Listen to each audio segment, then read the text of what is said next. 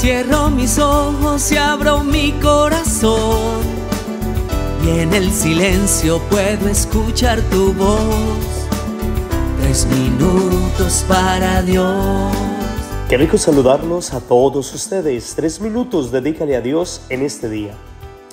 El etíope le preguntó a Felipe: dime, por favor, ¿de quién dice esto el profeta? ¿De sí mismo o de otro?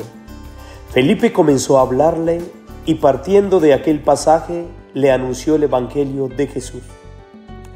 Palabra de Dios. Te alabamos, Señor. El texto de hoy nos lleva a reflexionar en torno a este tema. Pregunta lo que no entiendes. Pregunta lo que no entiendes. Hay una frase muy popular que dice: no hay preguntas tontas, hay tontos que no preguntan. Y si usted y yo no entendemos algo, no tengamos miedo de preguntar. No tengas miedo de preguntar.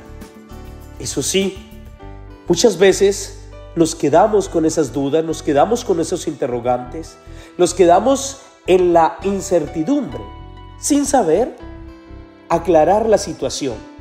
Y es lo que hoy vemos con el etíope. Él tenía una duda, no entendía, ¿y qué hizo? Preguntó. No tuvo miedo de preguntar.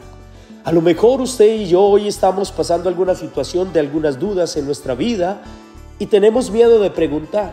Ejemplo, algo que no preguntan frecuentemente y que: Padre, ¿yo puedo comulgar viviendo en esta situación?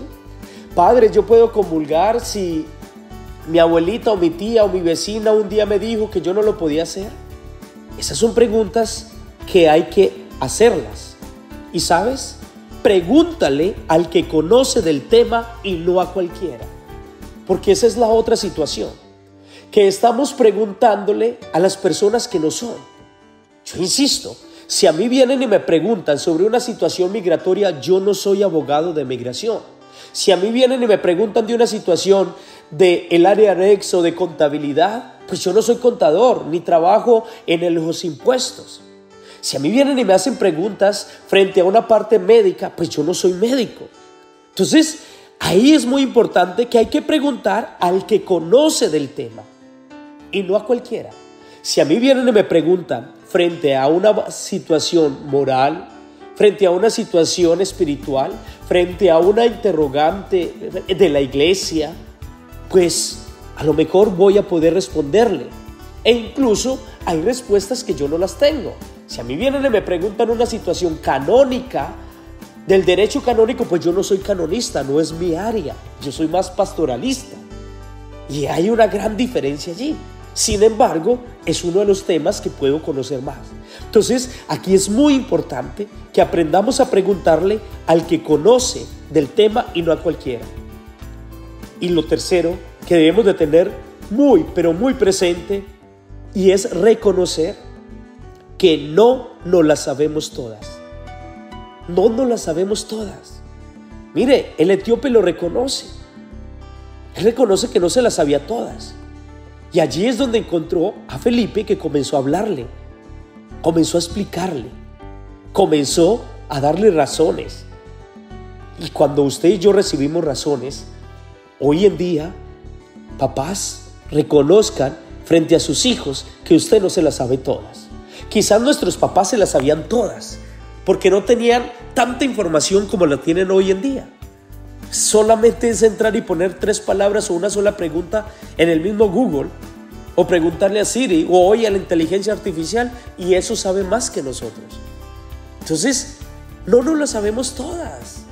Y ahí es donde necesitamos ser muy inteligentes para buscar resolver esos interrogantes.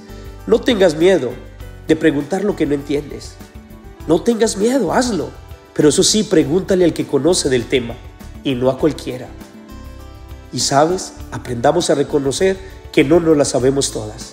Y así nos damos cuenta que al final el etíope comprendió, asimiló y comenzó una nueva historia en su vida, porque aclaró las dudas que tenía.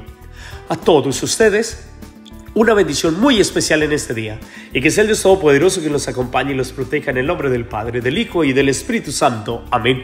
Dios te bendiga. Cierro mis ojos y abro mi corazón, y en el silencio puedo escuchar tu voz. 3 minutos para Dios.